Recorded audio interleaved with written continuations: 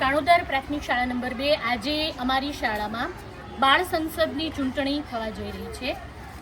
તો પાછળની બાજુએ અમે અહીંયા મતદાન મથક બનાવેલું છે। સૌથી પહેલાં અમારા ધોરણ 6ના બાળકોનું વોટિંગ અમે કરાવીશું।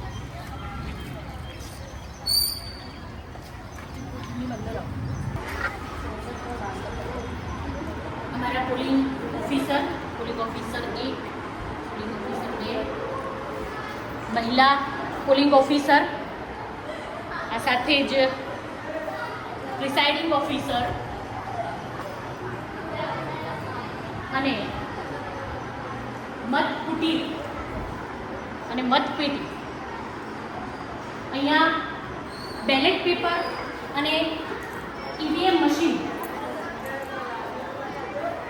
બેલેટ પેપર અને ઈવીએમ મશીન બંનેનો બાળકોને અનુભવ થાય તે પ્રમાણે આજની આ બાળ સંસદની ચૂંટણીનું આયોજન કરેલ છે। તો ચાલો શરૂ કરીએ આજની ચૂંટણી।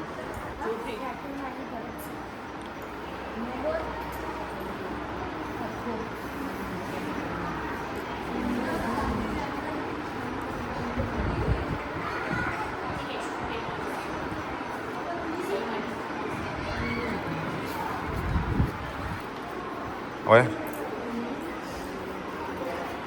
અવિલોપ્ય શાય વડે નિશાન થઈ રહ્યું છે।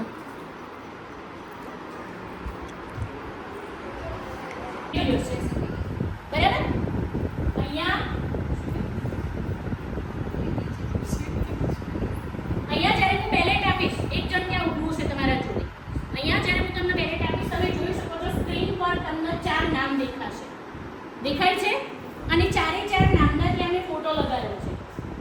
દેખાય છે? હવે ચાર ઉમેદવાર અહીંયા જોઈ લો, એ નજીક જશે ને એટલે દેખાશે બેટા, જો નજીકથી જોવા। જેના ચાર ઉમેદવાર છે પ્રમુખ અને ઉપપ્રમુખ માટે, શાળાના મુખ્ય પ્રમુખ અને ઉપપ્રમુખ માટે, તો એ ચારમાંથી તમને જે યોગ્ય લાગે, તમને એવું લાગે કે ના અમારી આખી શાળાનો વ્યવસ્થિત શિસ્ત અને બધા કામોને અંદર સંભાળી શકે છે, બરાબર, શાળાનો વહીવટ કરી શકે છે, એવા ઉમેદવારને તમે શું કરશો? વોટ આપશો। ઓકે, આ એક વોટ। આ સિવાય આ મશીન, ઈવીએમ મશીન દ્વારા આ એક વોટિંગ। આના સિવાય બીજું વોટિંગ છે એ બેલેટ પેપર દ્વારા આપણે કરવા છે, એટલે કે કાગળનો એક ટુકડો। જ્યારે તમને સૂચના આપવામાં આવે એટલે અહીંથી તમને એક કાગળનો ટુકડો મળશે, ત્યાં મતકુટીરના અંદર જવાનું, ત્યાં પેન હશે, બરાબર, અને એના જે ઉમેદવારો છે એ બી અત્યારે તમને બતાવી દીધું છે। એ તમામે તમામ ઉમેદવારોના અંદરથી ફરી તમને જે યોગ્ય લાગે કે આ અમારી શાળા સમિતિના અંદર રહેશે, મંત્રી બનશે, તો એ જે તે વિભાગનું સારું કામ કરી શકશે, એને એક વોટ આપવાનો। ટોટલ તમારા કેટલા વોટ થયા? 2, બરાબર। એક મંત્રીઓ માટેનો જે વોટ છે એ, અને એક ઉપપ્રમુખ અને પ્રમુખ માટેનો જે વોટ છે